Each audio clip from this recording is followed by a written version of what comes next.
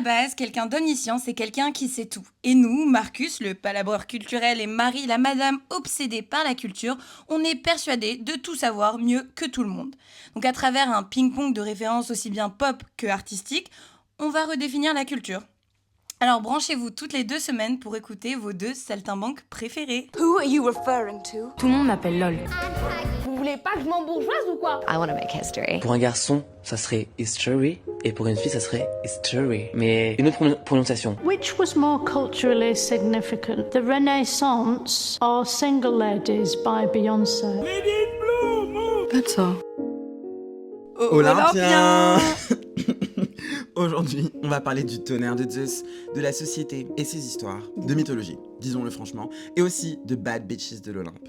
C'est tout. Omniscient.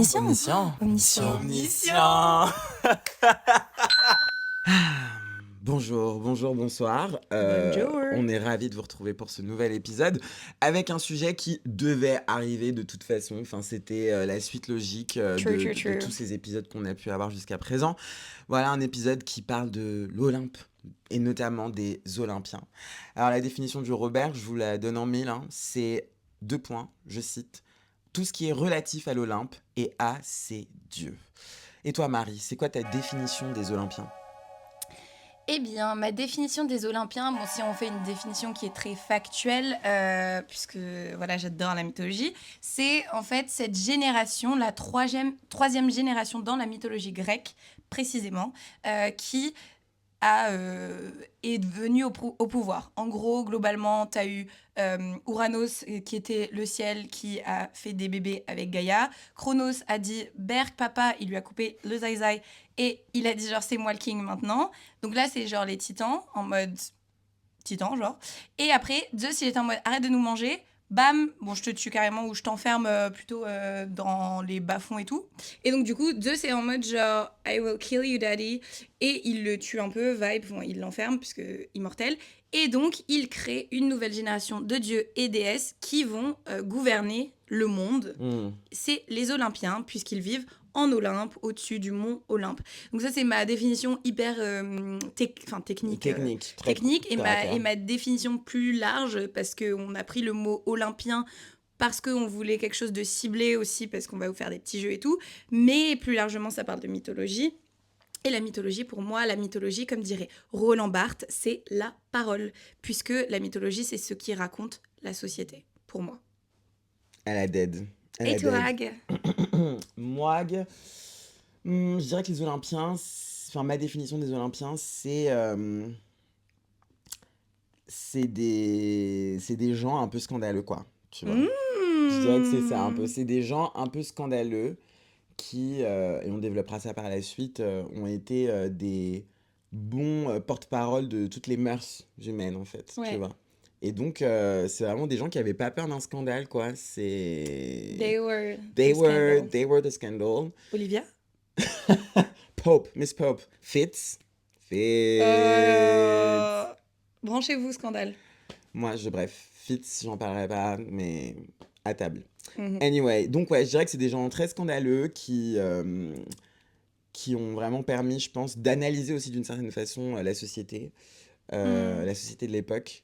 Et donc, c'est hyper intéressant de s'intéresser aux Olympiens pour s'intéresser à l'humain. Et comment est-ce qu'on raconte l'humain aussi. Je te rejoins de ouf parce que, on fait les Olympiens. Forcément, j'ai une compagnie de spectacles vivants qui s'appelle Les Olympiennes. Et moi, mon travail que je fais, donc on se base sur des mythes grecs pour raconter la société et créer. Et en fait, je te rejoins de ouf dans ta définition parce que moi, la raison pour laquelle je me base sur la mythologie grecque, c'est justement parce que ces Olympiens-là sont pour moi des archétypes de personnalité et de personnages. Et donc, en fait, l'archétype, c'est quand on pousse un maximum sur des caractéristiques qu'on donne à des humains. Et donc, du coup, c'est ça qui est intéressant aussi avec les Olympiens, c'est qu'au lieu d'être... puisque de base, parlons-en, mais de base, la mythologie, en fait, cette mythologie, c'est une religion. Et en fait... Au lieu d'avoir... Enfin, il y a certaines religions où, justement, les déités sont parfaites, intouchables, etc. Et en fait, dans la mythologie grecque, dans cette religion antique, c'est des personnes qui reflètent les mœurs humaines. avec cette idée de catharsis, etc. Mais du coup, c'est intéressant aussi de voir comment on shift. Et parlons peu, mais parlons bien. Parlons de mythes, légendes, religions, de justement tout ce rapport avec l'écriture du storytelling, du narratif de la société. Pour moi, il y a aussi ce truc de... une fois, j'ai vu ma source, la vérité, c'est un TikTok. Mais la madame, elle était hyper intelligente. Et elle étudiait la théologie, donc c'est la science des religions. Et elle disait, donne-moi ton système de croyance, je te dis quelle société c'est. Et à chaque fois, tu vois, elle dit, si le Dieu, c'est genre polythéiste, ou alors si c'est un seul Dieu, etc., monothéiste, elle va pouvoir te dresser un portrait de la société. Parce qu'en fait, les croyances de la population reflètent le mode politique, comment est agencée en fait la société. Je trouve que c'est trop intéressant. Mais de fou malade. Voilà, donc shout out to her. Mais du coup, j'ai envie de voir le TikTok. On vous mettra le lien. Ouais, je peux le retrouver. Mais vachement intéressant. Tu vois. Mais moi, quand je découvre la mythologie grecque, on en a déjà parlé, je pense que je suis genre en primaire, début collège. Et moi, je suis fasciné par ça parce que ça me semble beaucoup plus... alors, comment dire ? Pas réel, mais j'ai l'impression que c'est beaucoup plus facile de tisser un lien avec cette narration qu'avec les religions monothéistes, qui pour moi sont plus dans un rapport très vertical. Alors c'est aussi le cas de la mythologie grecque, hein, j'en doute pas, il y avait des temples, des gens qui dédiaient leur vie à ces dieux-là, mais... Le fait qu'il y ait énormément d'histoires, énormément de dieux, et que c'était des dieux qui étaient imparfaits, je trouvais ça hyper intéressant et complètement différent des autres religions, notamment du christianisme, que je connaissais beaucoup plus à l'époque que les autres religions, quoi. Et tu vois, je trouvais ça intéressant de se dire, pour justifier la foudre, pas qu'on crée, mais il y a Zeus qui incarne ce phénomène météorologique. Je trouvais ça hyper intéressant que chaque petite chose de la société était incarnée par une divinité. Et je me suis dit, quelle belle façon de donner sens à des choses que les gens comprenaient pas à l'époque, tu vois. C'est ça qui est aussi trop intéressant, je trouve, avec justement ces religions antiques, du début du monde, sachant que, soyons clairs et remettons dans le contexte, la mythologie grecque et tout ce qui en a découlé, c'est surtout le début de la civilisation occidentale. Quand on parle de mythologie grecque, et c'est ça qui est intéressant avec la mythologie, c'est qu'il y en a à travers le monde qui racontent des sociétés, et la mythologie grecque raconte très bien notre société, je trouve. Justement aussi, la mythologie et la religion, les premières religions, c'était aussi comment expliquer des phénomènes qui se passent dans le monde. Donc comment, déjà, la théogonie, c'est l'histoire de comment le monde s'est créé. En fait, c'est trouver un sens, littéralement, on revient toujours là-dessus, hein, mais c'est trouver un sens à notre existence et à la vie. Et donc, du coup, t'as aussi ce rapport hyper intéressant avec le fait de, en fait, il se passe ce truc-là. On n'a pas je peux pas te le justifier. Donc, en fait, c'est sûrement quelque chose de Deus Ex Machina, donc on sort en fait de cette... Et c'est aussi pour ça qu'il y a eu énormément de shifts dans la religion. Je pense forcément à Descartes qui dit que du coup, en fait, comme on peut maîtriser, on apprend à maîtriser... on verra plus tard que lol, mais comme on apprend à maîtriser justement le naturel, c'est la dichotomie entre nature et culture, et en fait, du coup, ça prend le pas. Et en fait, dans les premières religions, les premières idées, c'est quelque chose qui est très, très en lien avec la nature, avec l'explication de phénomènes. Et plus on avance, c'est plus un lien social, puisque l'homme devient un animal politique, comme dit Aristote, ce gros nulos. Et donc, du coup, c'est intéressant de voir que, en fait, juste la mythologie... là, on parle aussi beaucoup de religion, mais parce que c'est proche, ça raconte... La société, ça fait société, c'est la base, le premier socle de nous qui vivons ensemble. Et la mythologie aussi, ça passe énormément par l'oralité, par raconter des histoires, parce que c'est raconter des histoires. Après, tout ce qu'on fait, tout ce qu'on écrit, tout ce qu'on dit, tout ce qu'on essaie de même de faire de manière hyper... hyper scientifique, ne reste... Et toi-même, tu sais, ne reste que une histoire racontée d'un certain point de vue. C'est clair et net, ouais, la dynamique de l'angle. Moi, je trouve ça hyper intéressant ce que tu dis sur l'oralité, parce que la mythologie grecque, c'est aussi énormément de légendes, en fait. Tu vois, c'est l'Odyssée, c'est l'Iliade, c'est des milliers d'histoires, en fait, qui participe à forger cette société-là. Et il y a toujours une notion de morale aussi qui est vachement intéressante. Du coup, ouais, on parlera peut-être par la suite de c'est quoi nos mythes préférés, etc. Mais ce rapport aux légendes aussi, à l'oralité, je trouve ça vraiment intéressant, quoi. Parce que c'est vraiment une société qui est fondée sur les histoires de ces Olympiens, en fait, tu vois. Absolument, c'est clair. Et en fait, aujourd'hui, le lien que la société a avec... Bon, forcément, on parle d'un point de vue, encore une fois, occidental, parce qu'on parle de mythologie grecque, mais la mythologie grecque, c'est disséminé dans tout ce qu'on fait. Enfin, je veux dire, on porte un talon d'Achille, dans le langage, la mythologie grecque, enfin, nous, on est basé là-dessus. La civilisation gréco-romaine est basée aussi là-dessus. Et ensuite, même plus largement, si on veut skipper, on intervertit notre organisation, mais si on parle de l'art et la mythologie, en fait, c'est fou comment, du coup, la mythologie, et le grec qu'on connaît, c'est des histoires antiques. Donc, ça précède 2026 ans, en gros. Et c'est des histoires qui sont revenues dans des courants culturels, artistiques, tout le temps. Quand on parle de mythologie grecque, on en parle, donc on connaît le grand théâtre antique. Si on parle juste sur le théâtre, on connaît le théâtre antique. Mais ensuite, il y a, par exemple, la Renaissance. Absolument. La Renaissance. Et ensuite, après la Renaissance, il y a le théâtre classique. Racine et Corneille, ils aimaient trop la mythologie grecque.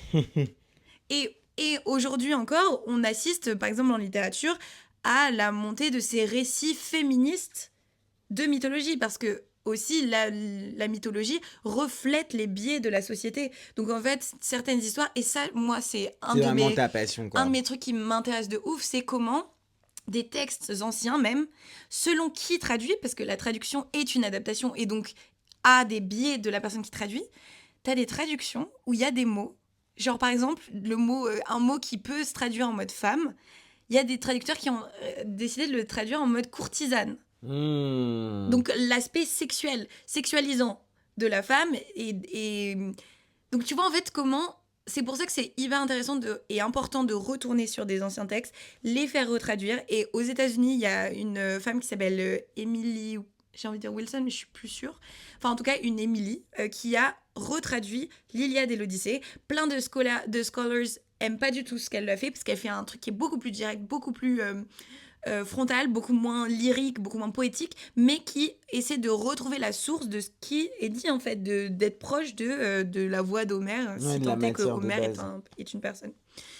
Donc, en fait, c'est trop intéressant de voir comment, dans la mythologie, en fait, tous les biais de la société, ils sont fourrés. La manière dont on le raconte est aussi une manière de montrer ce qu'est la société. Et du coup, comment, en fait, ça revient dans l'art, autant dans l'art pictural, tous les tableaux, toutes les sculptures qui sont là-dessus, mais que dans la littérature, en fait, tu prends la poésie, c'est basé sur des métaphores autour de la mythologie, et tu prends le cinéma, enfin, t'as j'allais dire Xavier Nolan, c'est Christopher Nolan, qui est pas mon bestie par ailleurs, qui adapte l'Odyssée. Pourquoi c'est pas ton bestie? Parce que je trouve que c'est un cinéma très homme hétéro. Mais parce que les gens qui adorent son cinéma sont des hommes hétéros. Parce que les gens qui adorent son cinéma sont des hommes hétéros. Ceux qui sont et très parce que la manière dont il raconte ses histoires sont très centrées autour non seulement d'un homme avec cette idée de comment être une figure superbe dans héroïque. La société.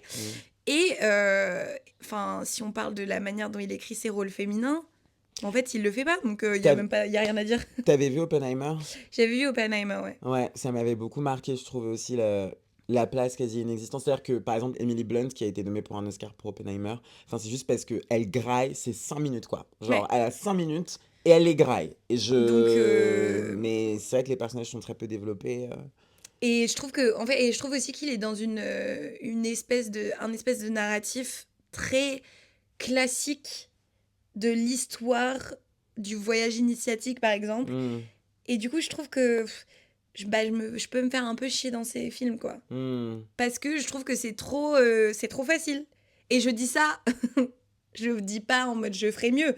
Je dis juste, ça me fait pas vibrer. Après, tu vois, j'ai vu la bande-annonce de l'Odyssée. J'attends de voir. Mais moi... Mais moi, justement, je crois que c'est ça qui me donne envie parce que j'ai l'impression que tous les codes qu'il emploie depuis des années sur son cinéma, C'est pour ça. ça give vachement... Ouais, après moi aussi, l'Odyssée. ma take personnelle, que je remets en Mais du coup, contexte, ça c'est que continue à nourrir une image aussi très ancienne et poussiéreuse du héros, mais je trouve que du coup, Ouais. c'est tous les codes qu'il emploie déjà. Du coup, j'ai hâte, j'ai l'impression que ça fait des années qu'il tourne autour de ça, tu vois ce que je veux dire? Mais après, tu vois, l'Odyssée, par ailleurs, est le premier voyage initiatique. Bah oui. C'est ça qui pose les bases narratives, autant du coup donc, dans le livre de base, en fait, un héros va être mis face à des obstacles pour arriver à la quête finale, au Graal final qui est rentrer à Ithaque. Donc du coup, c'est hyper intéressant. C'est pour ça qu'on a Ulysses de Joyce, c'est pour ça que lui-même fait ça. Et je vois toute l'importance de ce récit. Mais aussi, ma take, c'est que moi, de toute la mythologie grecque, l'Odyssée, c'est le truc qui me fait le plus chier. Oh. J'aime pas Ulysse, en fait. En fait, je me rappellerai toujours de Ulysse quand Iphigénie était sur le fucking bûcher. Enfin, elle n'était pas sur un bûcher parce qu'elle n'a pas été immolée. Mais quand elle était sur l'autel et qu'elle a été sacrifiée, je sais que c'est toi qui es derrière Ulysse. Je sais que c'est toi qui as fait ça. Donc bon, bref. Mais oui. Donc c'est intéressant, tu vois. Et même la manière dont il va raconter l'Odyssée. Mais encore une fois, tout fait sens aussi parce que je trouve que dans les traductions et dans les textes qu'on a et dans les takes que les gens ont autour de la mythologie grecque, je pense même à plein de mascus en fait qui ont des fantasmes en fait. C'est des codes qui sont grave repris par les mascus, ça c'est clair. Tu regardes les fucking tatouages de Louis Sarkozy, J'ai goûté une mangue. Enfin voilà quoi, le mec c'est un bandeur de l'Antiquité quoi, tu vois, il a failli appeler son gosse Marcus, donc j'allais me foutre en l'air, je peux vous le dire, c'est dans sa shortlist. Donc bref, donc il y a un peu tout ce truc où, oui en fait c'est souvent très, ça flirte un peu avec le masculinisme en fait, je trouve certaines takes autour de certaines histoires et de certains mythes. Et donc, voilà quoi, ce héros qui a le droit à tout, qui fait tomber toutes les femmes, etc., comme dans la plupart des films de Nolan, tu vois, c'est un peu le paroxysme de son œuvre. Donc, je suis intriguée, mais j'ai un peu peur. Et puis surtout, moi j'ai l'impression que là c'est Mais Love Actually. Genre, il y a toutes les stars de... Tu vois ce que Bon, j'ai dit Love Actually parce que, voilà, j'aurais pu dire Valentine's Day, j'aurais pu dire Happy New Year. Non, mais there's literally every person in Hollywood, Miss, parce que he got a fucking Oscar, baby. Yeah, mais donc du coup, moi juste pour voir la tête de... Moi, c'est Lupita, je vais voir Lupita pour ses 3 secondes et demie. Je vais voir Lupita pour ses 3 secondes et demie. Mais elle est bien sur l'affiche, il y a vraiment son nom en grand sur l'affiche. Ouais. Même avant Zendaya, donc je pense qu'on verra peut-être un peu plus de Lupita. I wonder, j'ai trop hâte aussi de voir effectivement exactement le casting, qui est qui. À quoi il ressemble. Mais sinon, parlons d'œuvres culturelles qu'on a aimées, parce que je le préface en avance, notre reco ne sera pas d'œuvres culturelles, donc on les parsème là. Et donc, parlons d'objets culturels qu'on aime autour de la mythologie peut-être. Ouais, où il y a des Olympiens. Ouais. Genre, moi, je peux vous parler de livres qui sont trop bien, par exemple, un truc comme ça. Damn. Moi, je suis une grande fan. Par exemple, tu vois, autant l'Odyssée, je trouve en plus, c'est plus sympa à lire. Mais l'Iliade et moi, on a un lien particulier. Et donc, je vais vous le dire. Moi, le film 3, avec mon crush d'enfance, Orlando Bloom. Je sais que tu me regardes trop mal, mais en fait, j'étais jeune. J'étais insouciante et je l'ai revu il y a genre. Mais moi, je veux grave le revoir. Moi, parce que je sais que je vais le revoir avant l'Odyssée. Bien sûr c'est pas qu'il est problématique, mais bon, il est quand même de son époque, par les personnes qui l'ont fait. Mais. Ah, t'as aimé Paris, hein? Alors que c'est un gros connard, genre. En fait. Qui joue Hélène? Il y a Diane Kruger. I forgot that. Et en fait, ce film, moi, vous savez, il pourrait être dans mon top 4 Letterboxd. Ah ouais, mais je suis à ce point loca. Donc voilà, bon, moi en termes de film, genre j'aime trop 3. I'm sorry. En termes de livres, bon là vous voyez tout ça, toute cette bibliothèque, c'est que mythologie. Voilà. Donc sachez-le. Ceux qui ne voient pas, sachez que j'ai une bibliothèque entière qui est plus petite que les autres, mais qui est que de la mythologie. Tout en haut, j'ai le théâtre. Moi, j'adore le théâtre. J'ai littéralement créé une compagnie autour de la mythologie et du théâtre. Donc moi, mes pièces préférées de Racine, je vous l'ai dit, je voulais Fireshot, Iphigénie, My God, incroyable. Ma pièce préférée de Racine, qui est un de mes qui est mon dramaturge préféré avec Musset. Ensuite, Andromaque. Incroyable. Oh, je veux grave lire. Ça m'intéresse. Andromaque, incroyable. La femme de Hector, le dieu, qu'est-ce que je dis ? Le champion, le prince troyen. Ça, c'est banger. Bon, Phèdre, cette grande dame aussi. Donc là, si on va sur... moi, après, sinon, je suis une grande fan d'Euripide, particulièrement dans la tragédie antique. Sophocle et Euripide. Sophocle, parce qu'il nous a donné toute l'histoire du gars qui couchait avec sa mère. Oedipe et Antigone, donc bravo à lui. Et Euripide, moi j'adore les bacchantes, lol, vous saurez bientôt pourquoi. Enfin, je tease tellement ce truc. Bon, bref, ma prochaine tragédie musicale est autour des bacchantes. Anouilh, ce grand homme, oui, Antigone, mais pas que. Il y a Eurydice qui reprend le mythe d'Orphée et d'Eurydice. Faut grave que je le lise. Tout est trop bien. Enfin bref, I feel so happy. Genre là, j'ai une grosse rush de dopamine juste parler de ça.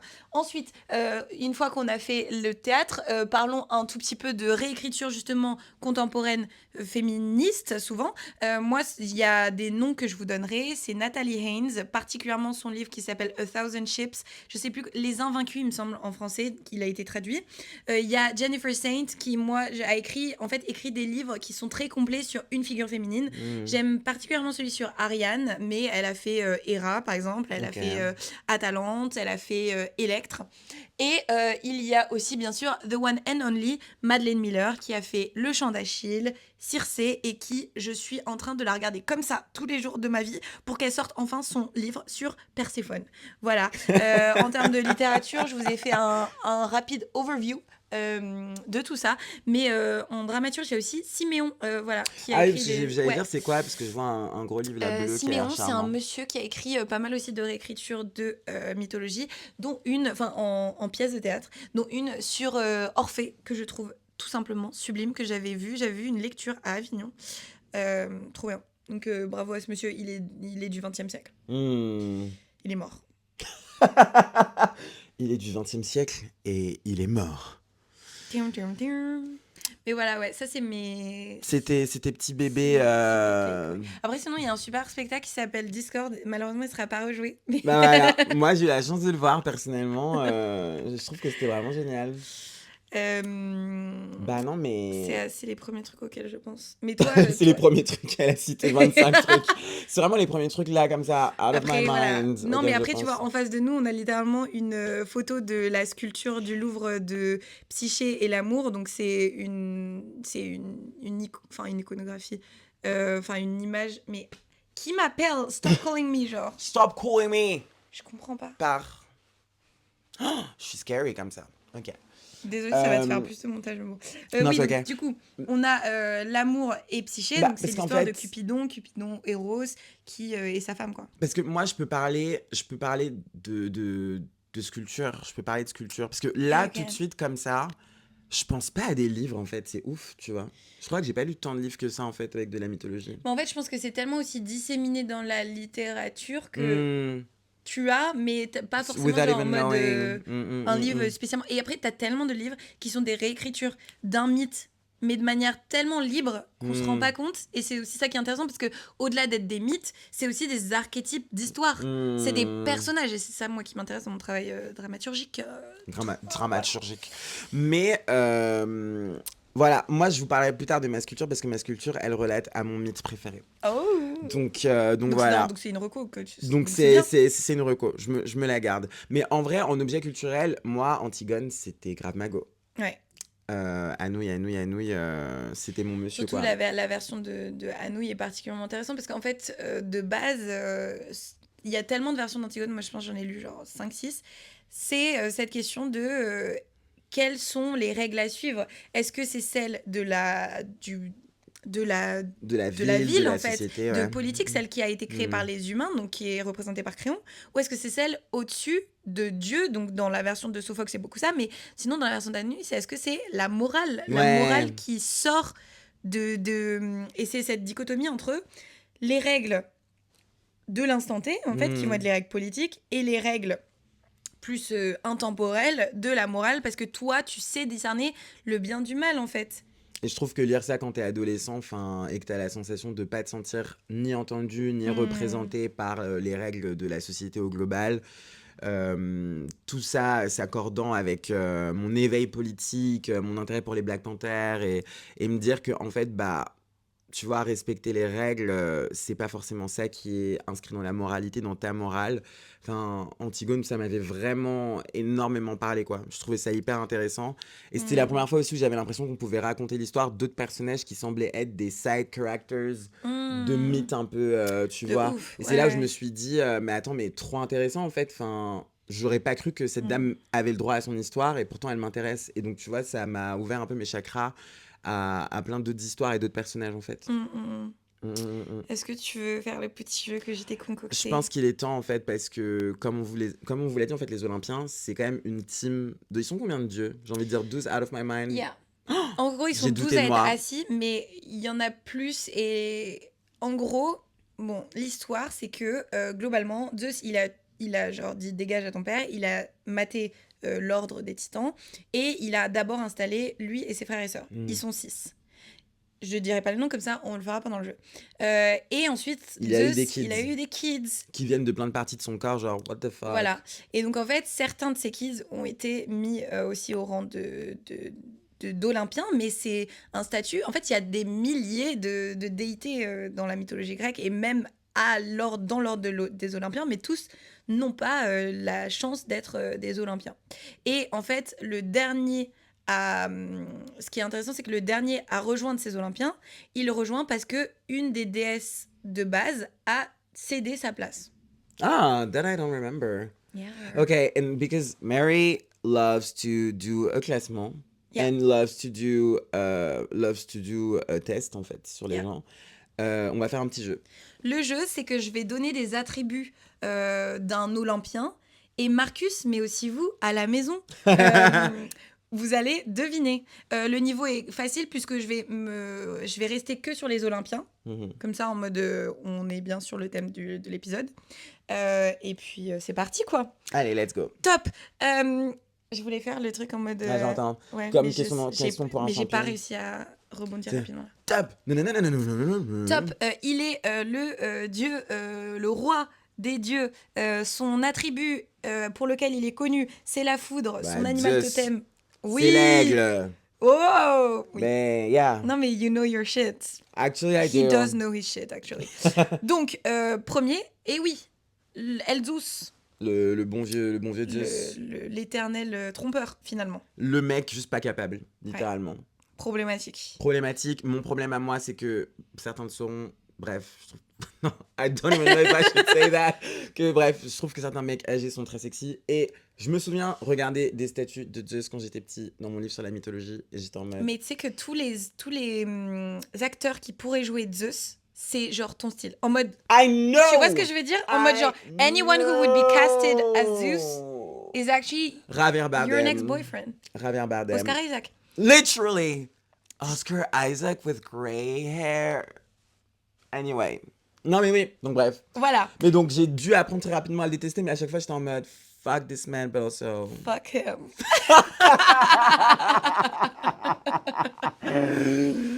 Well, yes. Oopsie doops. Ok. Ok. Je Me les fais pas dans l'ordre aussi de Ouais, parce non, que non, je vois non, comment t'es t'inquiète. parti, parce que Non, sinon non, je vais non. encore plus Non, les trouver. faut aussi donner Voilà, genre ok. différents, tu vois. Faut Vas-y. pas que ce soit trop facile pour les... Enfin, Ok. faut que ce soit aussi abordable. Et au montage, je mettrai la musique de Question pour un champion. Oh, d'ailleurs. j'adore. C'est parti. Ensuite, je suis la déesse de la chasse. Je fais partie d'un duo puisque je suis la jumelle de... Je suis... Ariane. C'est pas Ariane? Non, Non, attends, mais merde, tu- merde. tu vas l'avoir. Attends. C'est la même début. Après, ils ont tous les mêmes débuts de... Attends, merde, je suis deg. Et c'est j'accepte aussi... Artémis. Voilà. J'accepte aussi les noms romains si tu souhaites. C'est Diane chez les Romains. Mais tu l'as eu. Oui, Tu savais de qui je parlais Oui. par ailleurs. Et oui, cette madame Son qui... rêve, c'est Apollon.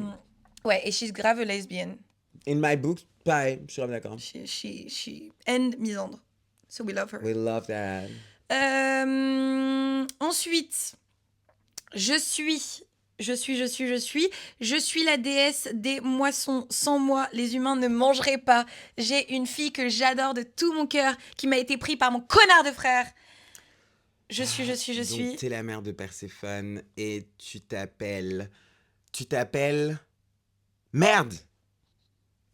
Il y a le mot Attends. du sol dans son nom. Je suis en train de faire un Le rébut, mot du genre. Elle s'appelle Déméter. Exactly. Let's go. Aussi connue sous le nom de Cérès. Maintenant, je vous fais aussi Bah la voilà, petite version let's go. romaine. Mhm. Ok, donc on en a fait 3 là pour l'instant. Ok, let's go. Ensuite, top. Je suis le dieu du vin, de la fête, du sexe et de l'excès. My je suis boy, Dionysos. exactement aussi connu sous le nom de Bacchus. C'est la star Bacchus. qu'il pense être. C'est tout littéralement simplement. la star qui pense être. Il est né dans la cuisse de Zeus. Exactement. Yeah. Très très bien. Next one. Je suis une femme présentée comme acariate puisqu'elle se fait constamment tromper. Mais au-delà de ça, je suis la déesse de la fidélité, du mariage, de l'accouchement. Bref, les gens en Rome et Grèce antique m'adoraient car j'étais très importante. Aujourd'hui, vue un peu moins comme telle, mais tellement une badass quand même. Héra. Oui, my baby, Your Juno. girl. Héra, femme de Juno, Zeus. ça give hein, comme nom aussi. Ouais, Juno. Juno. It's giving. Personne la touche en fait. Personne l'a touchée. Et Dieu sait qu'elle a des problèmes. Sachant qu'après, on et qu'elle va n'est pas parfaite. Sachant qu'après, on va évidemment dire quel dieu on pense, enfin, auquel on s'associe le plus. Ah, mais love that for us. Voilà. C'est vraiment Même mon si c'est truc préféré. grave, marqué sur nos fronts, je pense. Je pense. Réfléchissez et dites-nous en commentaire tout de suite, maintenant, là, à ce moment-là de l'épisode, vous pensez on ressemble à quel dieu? C'est hyper présomptueux. Vous pensez qu'on ressemble à quel dieu? We're gonna get fucking But cancelled. also- But also, Tell us. if you know, you know. I don't Yeah. know. Ok. Je t'en fais encore 2-3 autres. Je suis la personne que ma famille déteste finalement tellement que, en fait, est-ce que je fais vraiment partie de l'Olympe? Puisque je ne vis pas en Olympe, je vis Héphaïstos. je vis sous terre. Ah. Intéressant aussi. Ah, ok. Waouh, trop bien. J'adore Là, ce que tu parce fais. que vraiment, Mais le boug est oui, je continue. isolé. Bah, si Ok, je mais vais sur non, ton mais truc, ouais. Dieu de la forge, fils de Héra et Zeus, tellement moche qu'il est balancé d'une montagne. Horrible. Mais toi, tu pensais à Hadès, du coup. Je pensais à Hadès parce que j'allais Mais dire en mode oui. genre, parce que c'est lui qui est pas trop vu comme est-ce qu'il est vraiment genre dans l'Olympe, parce qu'en fait il vit Ah. in the underworld. Du coup, il y a des gens Aux enfers. qui le considèrent pas comme olympien. Bah, en fait, c'est difficile, genre parce que l'Olympe c'est un Ça, monde C'est vrai. et en fait les enfers c'est un autre monde. That's vois. interesting. Mais bon bref. Ok. Mais donc boum, les deux H, Hadès et Phaistos, c'est les gens qui sont les moins aimés de leur famille sûrement. Je suis une femme. Je suis tellement importante, mais en même temps trop sous-cotée. Je suis la déesse du foyer. Je suis une âme pure. Je suis une des aînées des Olympiens. Je suis pas connue. J'ai d'ailleurs cédé ma place à Dionysos. Donc, est-ce que je suis encore olympienne? Oui et non. Je suis, c'est la plus difficile à trouver. Ouais. Mais Bah là, je vais apprendre parce qu'en fait, t'as dit foyer. foyer, donc tout ce rapport avec le feu, avec Ah, autour d'être putain. autour de des questions en fait du domicile vraiment, genre à l'époque. Je c'était, crois que les meufs qui la vénèrent, elles ont un nom spécifique, non? Les... Non. I don't know. Parce que foyer, dans ma tête, c'était aussi Héra. Mais du coup, ouais, mais that's- c'est donc sœur très très proche. Ça commence aussi par un H et si ça peut t'aider, dans le Discord, elle était en orange. Mais c'est un peu loin. Calme, tu vas le dire, je vais me souvenir. Estia. Estia. J'aurais pu le Voilà. trouver. Ah ouais, et donc elle s'est barrée. Bah en fait, elle est en mode genre en fait tous les conflits et tout, c'est pendant aussi le rapport avec la guerre de Troie et tout. Elle est justement, elle est dans le foyer, elle reste à l'intérieur du palais de l'Olympe. Donc en fait, tout ce rapport avec les Olympiens, avec les humains, les histoires, etc., elle est très loin. Et quand Dionysos, qui est le dernier dieu à rejoindre, en fait, qui est un enfant, qui est le seul enfant de Zeus qui est à moitié humain, qui va accéder à ce statut de dieu et plus de dieu d'Olympien, il va devoir, en fait, lui, les autres, ils ont cette place qui est innée. Parce qu'ils sont nés comme ça, ils le sont. Dionysos, lui, va créer sa place, en fait, va tellement être vénéré, va créer son culte, qu'on va lui dire, ok, en fait, viens. Et en fait, il y a 12 places. 12 places. Estia est en mode, Je t'inquiète, suis je te grave donne ma choc place. barre. mon- Je savais mon pas qu'il chéri. était moitié humain aussi, Dionysos. Et oui, c'est mêlé, sa mère, et tu la déesse de Thèbes. Pardon, pas la déesse, la princesse de Thèbes. Ok, donc c'est un demi-dieu. C'est un demi-dieu, ouais. Interesting. Mais stay tuned, puisque la prochaine pièce des Olympiennes va raconter tout ça. Voilà. Je tease. Bah, let's go. Puis bah, Voilà. plus ma vie. Du coup, finissons le jeu là-dessus, mais sachez que j'ai pas parlé Ok, Hestia. d'Apollon, j'ai pas parlé Oui. d'Arès, qui est le dieu de la guerre, j'ai pas D'Aphrodite. parlé d'Aphrodite, la déesse de l'amour, Athéna Mago. Athéna, la déesse de la sagesse et de la guerre stratégique, Gaga, Hermès. et Magie. Hermès et Poséidon. Ouais. Poséidon, who's also a hot daddy. Yeah, but he's one of the worst. Genre, avec Zeus, il se joue... C'est vraiment les pires. Parce que Hadès, ok, mais Hadès, en vrai, il va pas agresser sexuellement toutes les femmes qui croisent dans la rue. Ouais, juste il kidnappe Perséphone, mais whatever. Yeah, some people say it's actually a love story. Parlant de ça et de mythologie, comment est-ce que je vous ai pas conseillé l'œuvre de ma vie, Hadestown. C'est genre la meilleure comédie musicale ever. Il y a le Pro Shot, donc ça veut dire c'est la version captation pro, comme il y a par exemple celle de Hamilton sur Disney+. Elle veut qui pas me va montrer sortir. d'ailleurs. Mais elle est pas sortie. Non mais parce que lui, il est trop privilégié en fait. Il est trop privilégié dans son rapport. Il a pas eu à voir des vieux vidéos de gens qui filment alors qu'ils ont pas le droit de filmer dans le théâtre. Bref, tout ça pour Give dire me the Hadestown, pro-shots. littéralement la meilleure chose. Et par ailleurs, juste là, vous avez le livre de Anaïs Mitchell, qui est la compositrice de Hadestown, qui raconte toute la jeunesse de Hadestown. Donc pour les geeks, je vous dis que ça existe et c'est trop bien. Je vous conseille de le lire. Voilà. T'es quelle déesse, toi? Alors moi, je me suis... T'es pas celle que t'as jouée dans Discord par hasard? Je me suis toujours beaucoup identifiée, ce qui est... Prenez avec des pincettes ce que je vais dire, mais je me suis toujours beaucoup identifiée à Hera. Pas parce que je me suis fait continuellement tromper ou parce que je persécute d'autres jeunes femmes, mais parce que je trouve qu'elle est un peu incomprise dans la raison pour laquelle elle est cette personnalité colérique. Pour moi, c'est cette figure qui a été mise au sommet et qui... se retrouve, pense en fait avoir du pouvoir et se rend compte qu'en fait elle a absolument aucun pouvoir parce qu'elle ne peut rien faire, rien gérer par rapport à Zeus. En fait, c'est pour moi c'est la définition de aussi montrer les dynamiques sexistes, misogynes, qu'elle peut être la femme la plus puissante du monde, elle n'est rien face à n'importe quel homme. Puisqu'il y a aussi ce moment où elle va se faire violer par un random homme. C'est en fait ce truc de, bah en fait, tu peux être la plus forte des femmes, en fait, t'es personne. Et aussi, je trouve qu'on lui accole cette image de colérique pour rien. Ouais, parce qu'il y a une raison, en fait. Et pour moi, je le rapproche aussi beaucoup à la théorie de The Angry Black Woman. Ouais.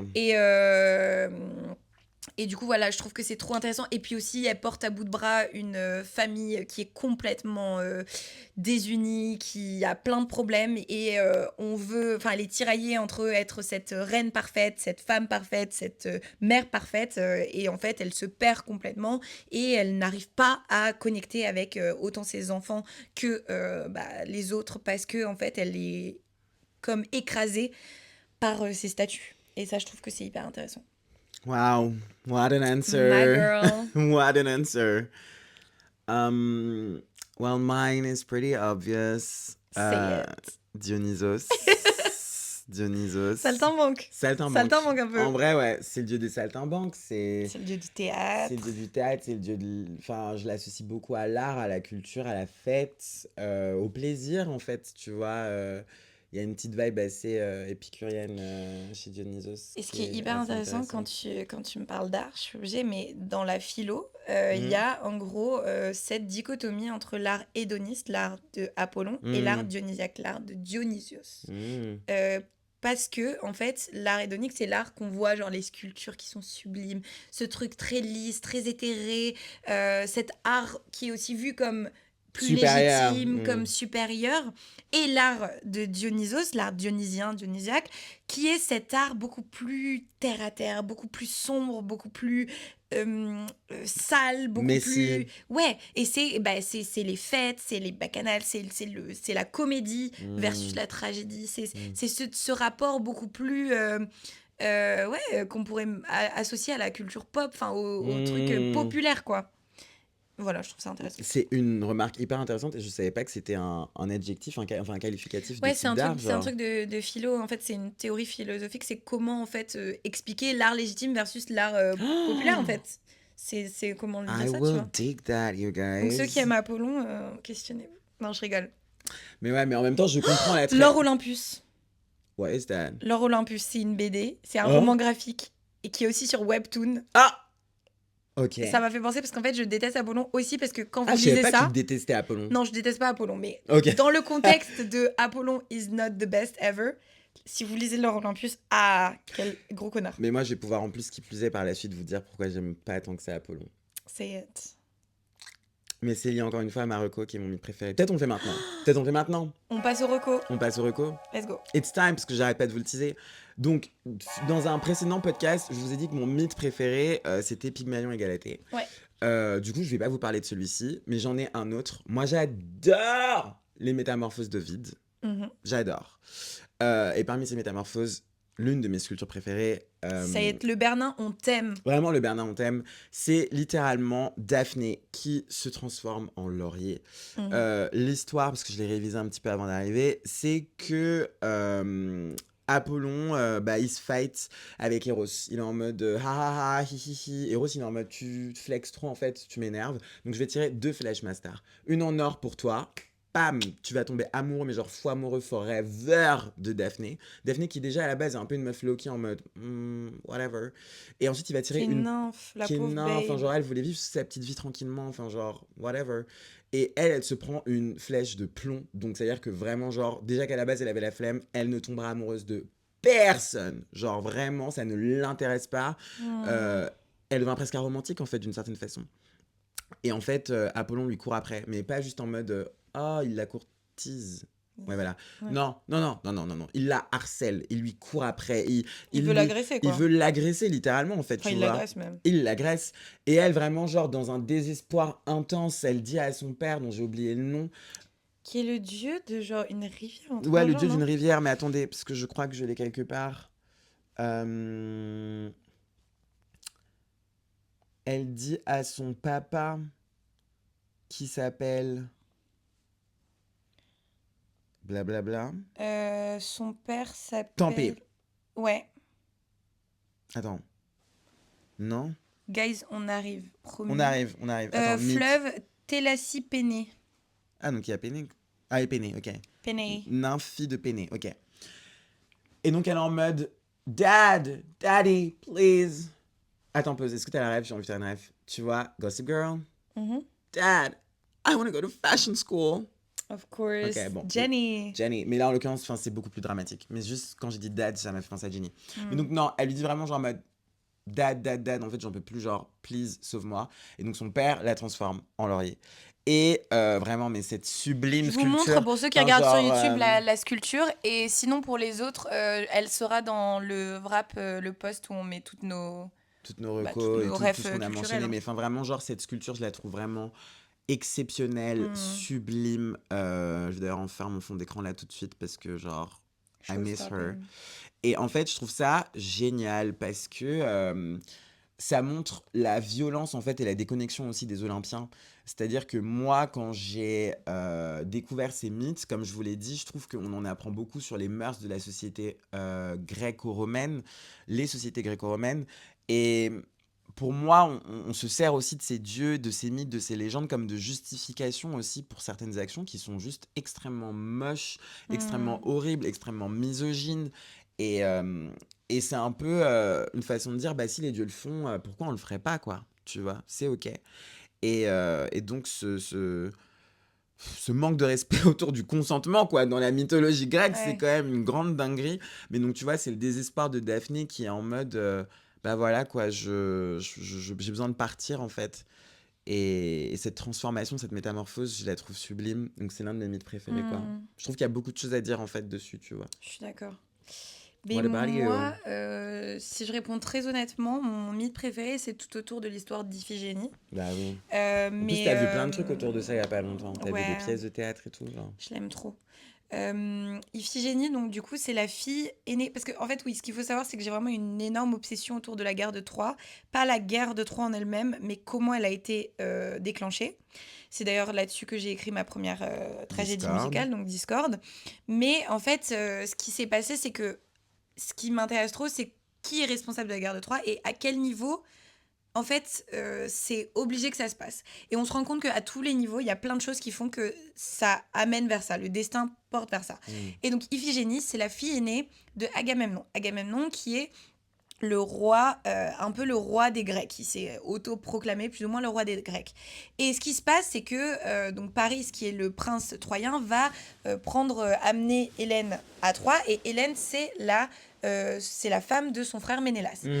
Donc Ménélas va voir Agamemnon en disant « Vas-y, on va faire la guerre aux gros Troyens là qui m'ont volé ma femme. » Et Agamemnon, il se lèche les doigts parce qu'il est en mode « Enfin, je vais pouvoir asseoir mon autorité par-delà la Grèce et aussi aller détruire l'autre grosse puissance politique, Troie. » Guerre. Sauf que les dieux sont en mode genre c'est pas si simple que ça. Et l'histoire aura dit que je crois il a tué une chèvre ou un animal de Artémis. Elle a dit « Oh boy, si tu veux partir à la guerre, si tu veux que le vent se lève pour tes vieilles voiles là, il va falloir que tu sacrifies quelque chose qui est comme ma chèvre. C'est ta fille aînée. » Et donc du coup, elle a dit genre sur l'autel, bam, tue ta fille. Lui il est en mode Ang, I shouldn't do that. Lol, pas du tout. Il va dire à sa fille, viens là, on va te marier à Achille genre. Et la mère, et ça, Clytemnestre, ma bébé. D'ailleurs, lisez le livre Clytemnestre de Constanza Casati. Incroyable. Clytemnestre est en mode, what, tu vas mettre cette robe, tu seras trop belle, t'es trop ma fille aînée, mon bébé. Oh.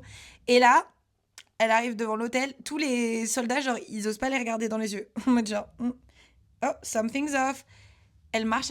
Là, Calchas, ce gros connard là, qui est genre le prêtre, il dit genre, j'ai entendu, Artémis a dit ça. Viens là, bam, égorge Iphigénie. Dès que la première goutte de sang sort, le vent arrive. Oh, les bâtards. Et moi, je trouve que c'est trop intéressant parce qu'aussi, il y a cette question de sacrifice. Qu'est-ce que signifie ce sacrifice d'une âme innocente pour un projet politique qui, globalement, en plus, est sombre?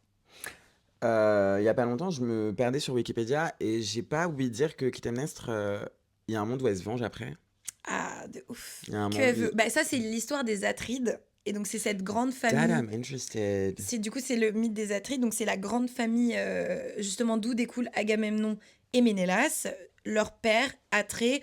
Globalement, en gros, ce qu'il a fait, c'est que, tout simplement, il a servi à manger les enfants de son frère à son frère. Il y a eu des petites magouilles, genre, il y a eu grave. En fait, ils sont marqués d'une malédiction parce qu'en fait, ils font des conneries, quoi. Et donc, du coup, toutes les générations suivantes, ce sera le sang. Donc, c'est Agamemnon et Ménélas qui vont tuer leur oncle, leur cousin pour reprendre le trône. Ensuite, c'est Agamemnon qui sacrifie sa fille aînée, Clytemnestre qui le prend mal, qui, quand lui, il revient de Troie, elle tue Agamemnon. Et sauf que Électre et Oreste, qui sont les enfants les plus jeunes de Agamemnon et Clytemnestre, qui sont toujours en vie, disent « Bah maman, faut pas faire ça ». Donc, ils tuent leur mère. Which... Yo, Électre. Calmez-vous, en fait. Girl. Électre, vous savez quand on dit complexe d'Oedipe, c'est-à-dire il veut trop baiser sa mère. Et c'est pour les filles, c'est qui? Électre. C'est Électre, le complexe d'Électre, parce que elle aimait son père pour aucune raison, c'était un gros connard, bref. Et donc du coup, hop, Oreste Électre tue Clytemnestre, sauf que là, les furies, c'est celles qui décident de... En fait, si tu fais quelque chose qui est pas OK moralement, elles vont te poursuivre jusqu'à ta mort. Et elles vont te jeter en mode genre, connard. Qu'est-ce qu'elles font? Elles vont poursuivre Oreste, genre, jusqu'au bout du monde. Et à la fin, il va être absolu. Parce que, faut que ça s'arrête, le pauvre. Et c'est avec lui que s'arrête la production des attraits. No way. Ce que j'aime trop aussi à la mythologie, c'est que tout le monde est dans les histoires des autres. Genre, en fait, par exemple, tu vois, dans la tragédie Andromaque, par exemple, il y a Oreste. Parce que Oreste, il est amoureux de qui? Il est amoureux de Hermione. Hermione, c'est qui? C'est la go qui est amoureuse de Pyrrhus. Pyrrhus, c'est le fils d'Achille, qui lui est amoureuse d'Andromaque. Andromaque, la femme d'Hector. Bref, du coup, ils sont everywhere and Everybody, everyone's they're everything, connected. everywhere, all at once, actually. Actually, yeah, they got an Oscar for that, I think. Mais bref, du coup, voilà. Ok, mais il y a un livre ou pas sur les Atrides? Et du coup, Électre, le livre de... mais il y en a un sur Clytemnestre aussi ou pas? Il y en a un sur Clytemnestre aussi. Mais je sais pas, c'est trop difficile. En fait, il faut un agrégat de plein de livres pour avoir the vibe. Peut-être pour mon anniv, tu m'en offres plusieurs. Oh, j'entends. Surtout Voilà. que ton anniv arrive pas dans trop longtemps, mais non, un peu. Un peu. Ouais. Mais tu mérites. T'auras bien attendu. Ouais. Je serai la mère Noël. Voilà. Mais d'anniversaire. Donc c'est pas la même chose. Vraiment. Bref. Bon voilà, hein, vous avez été avec nous pendant, j'espère, seulement une quarantaine de minutes pour vous. Et maintenant, vous aussi, vous savez tout. Et si vous avez aimé cet épisode, abonnez-vous au podcast. Et n'hésitez pas à nous mettre plein d'étoiles. Vous pouvez aussi nous retrouver sur Instagram, TikTok et YouTube avec le @podcast omniscient. Et comme vous pouvez le constater, on est très bavard. Donc n'hésitez pas à blablater avec nous dans nos DM de vos obsessions et hyperfixations culturelles. S'il vous plaît, là vraiment, c'est le moment où il faut me vraiment, parler. Il faut le faire. Parlez à Marie. À moi aussi, mais parlez à Marie. Et puis, on fait des bisous. Bisous. Basso. Basso.